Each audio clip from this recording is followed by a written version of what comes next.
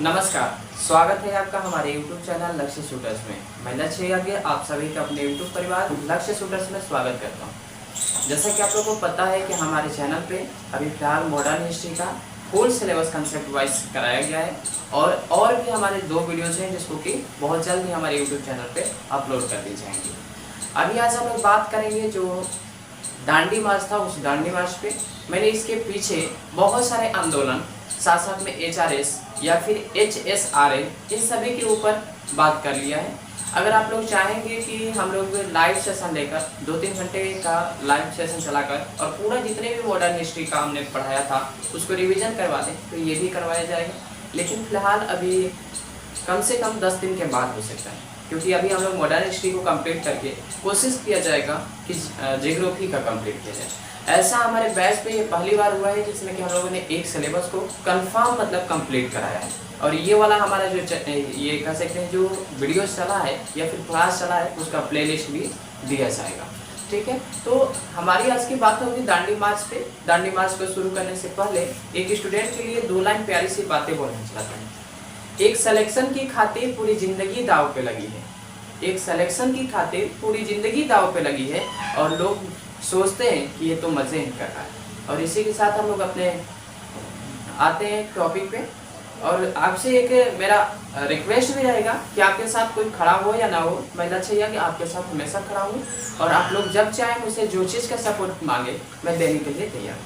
आइए हम लोग चलते हैं ऑन दी बोर्ड और बात करते हैं आज के टॉपिक पे। सबसे पहला टॉपिक है हमारे दांडी मार्च। दांडी मार्च जो था 12 मार्च 1930 से लेकर 6 अप्रैल 1930 के बीच से चला था। मतलब अगर कोई आपसे पूछे कि दांडी मार्च कब से कब तक चला था तो बताइएगा 12 मार्च 1930 से लेकर 6 अप्रैल 1930 तक चला था, यानी कि 1 माह में लगभग 6 दिन कम था। यह साबरमती आश्रम से नौसरी दांडी, इसमें 78 लोग शामिल थे, यानी इसमें टोटल कितने मेंबर शामिल थे? 78 लोग। मुख्य मेंबरों की बात की इसमें नमक कर का उल्लंघन किया गया। नमक कर था क्या? नमक कर भैया यानी जिसे हम लोग इंग्लिश में साल्ट टैक्स के नाम से जानते हैं, साल्ट टैक्स। अब ये था क्या? अंग्रेजों द्वारा नमक पे इतना ज्यादा कर लगाया गया था, जबकि गांधी जी का कहना था कि नमक जो है हर व्यक्ति की जरूरत है, चाहे वो गरीब हो या फिर राजा हो, हर व्यक्ति को खाने के लिए नमक की आवश्यकता पड़ती है या फिर उसको खाने के लिए और स्वादिष्ट खाना मतलब कह सकते हैं नेसेसरी हो जाता है नमक। तो गांधी जी का कहना था कि भाई नमक पे कर मत लगाओ, ठीक है बाकी चीजों पे कर लगाए हो तो अलग बात है, लेकिन नमक पे कर नहीं लगाओ, क्योंकि ये संपूर्ण लोगों को कह सकते हैं कि जरूरी होता है। तो इसमें क्या किया गया था? नमक कर का उल्लंघन किया गया और गांधी जी ने स्वयं दांडी मार्च कह सकते हैं समुद्र के किनारे नमक बनाकर और इस कर का उल्लंघन किया था। उसके बाद सबनिया अवज्ञा आंदोलन की जो शुरुआत हुई थी साबरमती से ही हुई। इसको आगे बढ़ाने में या फिर इसे आगे बढ़ाने में छत्रपति राजगोपालाचारी शामिल हुए। मतलब इसको आगे बढ़ाने वाले कौन थे? तो सी राजगोपालाचारी जी थे, जिन्हें हम लोग फुल फॉर्म छत्रपति राजगोपालाचारी के नाम से जानते हैं। इन्हें हम लोग last governor general of India भी मानते हैं, जो कि भारतीय व्यक्ति थे। ठीक है, अगला टॉपिक है खान अब्दुल गफ्फार ने खुदाई शिव मल्लार, यानी इसका मतलब क्या होता है? तो लाल कुर्ती संगठन बनाया था।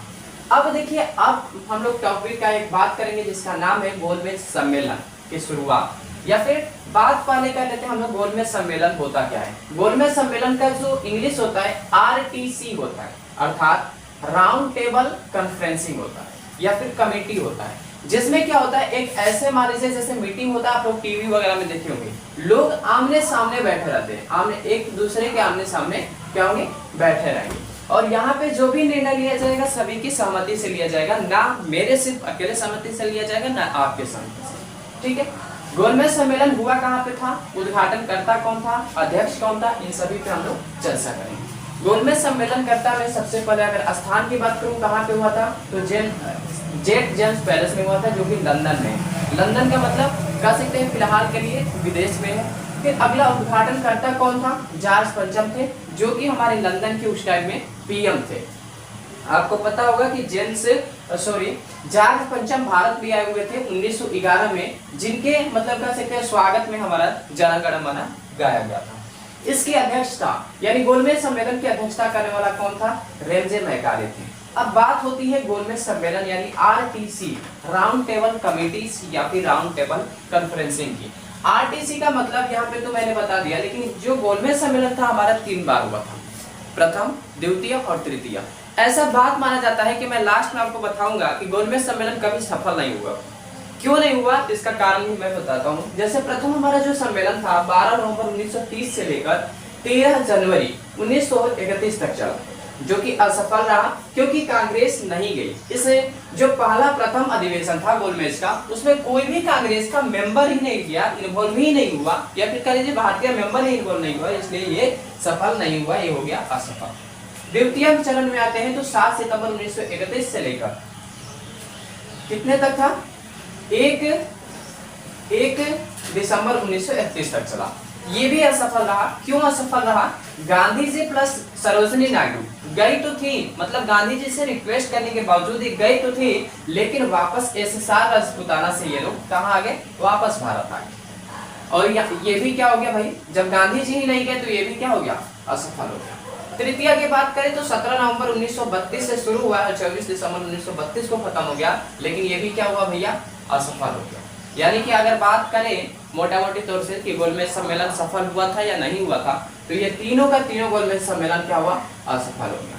1906 में जो कांग्रेस थी उसने अर्ध स्वराज की मांग की थी। मतलब अर्ध स्वराज का मतलब होता है आधा स्वराज। अब देखिए आधा स्वराज का मतलब क्या था, यानी भारतीय लोग क्या करेंगे भैया, नेता रहेंगे, बट जो उन पे प्रशासनिक रहेंगे वो कौन रहेगा, अंग्रेज रहेगा। ये हमारा होता है अर्ध स्वराज की मांग। 1929 में पूर्ण स्वराज की मांग की गई। इन दोनों डेट को याद रखिएगा, 1906 और 1929। 1929 में क्या हुआ था, पूर्ण स्वराज की मांग की गई थी। अब बात आती है 5 मार्च 1931 को किंग्स पैलेस में गांधी जी विश्राम किए। मतलब गांधी जी जब विदेश गए थे तो भैया उन्होंने क्या किया, वहां पे विश्राम किया। और यहाँ पर विस्टन चर्च नाम का एक व्यक्ति था जिसने उन्हें अधनंगा फकीर का उदाहरण दिया, या फिर उन्हें अधनंगा फकीर कहा। अधनंगा फकीर क्यों कहा, क्योंकि आपको पता होगा कि 1900 समथिंग कुछ से उन्होंने धोती पहनने स्टार्ट किया था। ये भी धोती कम से कम 2 धोतियां नहीं होती थी, बल्कि एक ही धोती थी, जिससे कि आधा वो नीचे पहनते थे और आधा ऊपर पहनते थे। इसलिए उसने क्या किया कि इन्हें अधनंगा फकीर का उदाहरण दिया। महात्मा गांधी लंदन से वापस भारत वेस्टेनिया जहाज से भी वापस आ गए। मतलब महात्मा गांधी जब गए थे, यानी जब उन्हें अधनंगा फकीर कहा गया तो वो उसपे वापस आ गए, उसपे कुछ उन्होंने कहा नहीं। अगले पॉइंट मैंने लिखा है कि 3 जनवरी 1932 में पुनः सवनिया अवज्ञा आंदोलन की शुरुआत हुई। इसके कारण पूरा जेल में बंद भी कर दिया गया था। किसको बंद किया गया था, आपके महात्मा गांधी जी को बंद कर दिया गया था। भाई जाहिर सी बात है, आप अंग्रेजों के खिलाफ, देखिए अंग्रेज के खिलाफ तो इस टाइम में छूटे कैसे, इस टाइम में भी उनको लंबी जेल होने वाली थी, लेकिन उन्होंने क्या किया, नाटक कर लिया कि मुझे तबीयत खराब हो रहा है तो ये हो रहा है। मतलब कुछ दिन तक खाए नहीं, बेहोश वगैरह होने लगे। तो देखिए गांधी जी जो थे उससे जो अंग्रेज थे भयभीत रहते थे कि ये गंधिया बुढ़वा कुछ भी करवा सकता है, इसलिए उनको क्या कर दिया, निकाल दिया। 1919 में सिखों का अलग निर्वाचन मंडल हुआ। 1932 में दलितों, यानी कि आपका यहाँ पे ये तो हो गया कि सिख भी अलग हो गए, आपको मुस्लिम पहले ही मैंने अलग कर दिया था, और यहाँ पे दलित भी अलग हो। 26 सितंबर 1932 को पूना पैक्ट में गांधी प्लस भीम के बीच में आरक्षण के बारे में बात हुई या फिर बांटा गया। ठीक है, तो 26 सितंबर 1932 को क्या हुआ भैया, पूना पैक्ट आया, जिसमें गांधी जी और भीमराव अंबेडकर से क्या हुआ था, आरक्षण के बारे में बात हुआ था। इसलिए आज जो हरिजन लोग होते हैं ज्यादातर कहते हैं कि हमारे भीमराव अंबेडकर बहुत अच्छे थे। अच्छा कहते थे, अकेले जातिवाद के लिए लड़े वो अच्छा है, अपने परिवार के लिए खाली लड़ रहे हैं अच्छा है। और इनको कहा देता है संविधान के पिता। अरे यार संविधान के पिता अकेले कोई व्यक्ति कैसे हो सकता है, उसमें बैठने वाला 389 मेंबर टोटल थे, तो फिर अकेले तुम पिता की जिम्मेवारी कैसे ले सकते हो। एक कमेटी के अध्यक्ष थे, ड्राफ्टिंग कमेटी। ठीक है, 16 अगस्त 1932 को सांप्रदायिक पंचायत आया, यानी कि आपको याद रखना है कि 16 अगस्त 1932 को कौन सा सांप्रदायिक आया था, तो हमारे पंचायती सांप्रदायिक आया था। 1933 में हरिजन उद्धार यात्रा हुआ, और हरिजन उद्धार यात्रा करने वाले कौन थे, तो महात्मा गांधी जी थे। याद रखना इतना, हरिजन उद्धार यात्रा करने वाला कौन व्यक्ति था, महात्मा गांधी जी थे। 1935 में भारत शासन अधिनियम आया। ठीक है, ये भी याद रखना है, 1935 में कौन सा अधिनियम आया था, भारत शासन अधिनियम। 1937 में प्रांतीय चुनाव 11 प्रांतों में चुनाव हुआ, जिसमें सीएम को पीएम के इक्वल माना गया, यानी कि प्रांत जो थे 11 प्रांत जो थे उस टाइम की बात कर रहा हूँ, अभी की बात नहीं। अभी तो राज्य हो गए, प्रांत का मतलब राज्य हो जाता है, लेकिन उस टाइम में जो हुआ था वहां के जो सीएम बने गए ना वो पीएम के इक्वल थे। तो आज के मुझे आशा है कि आप लोगों को यहाँ तक समझ में अच्छे से आ गया होगा। अगर अच्छा लगा हो हमारे वीडियोस तो प्लीज़ लाइक जरूर करिएगा और हमारे वीडियोस को शेयर जरूर कर दीजिएगा। और आपसे एक ही चीज़ का रिक्वेस्ट रहेगा कि हमारे चैनल को सब्सक्राइब जरूर करिएगा। मिलेंगे एक नेक्स्ट वीडियोस के साथ। इस वीडियोस में इतना ही, तब तक के लिए जय हिंद, जय भारत, जय बिहार।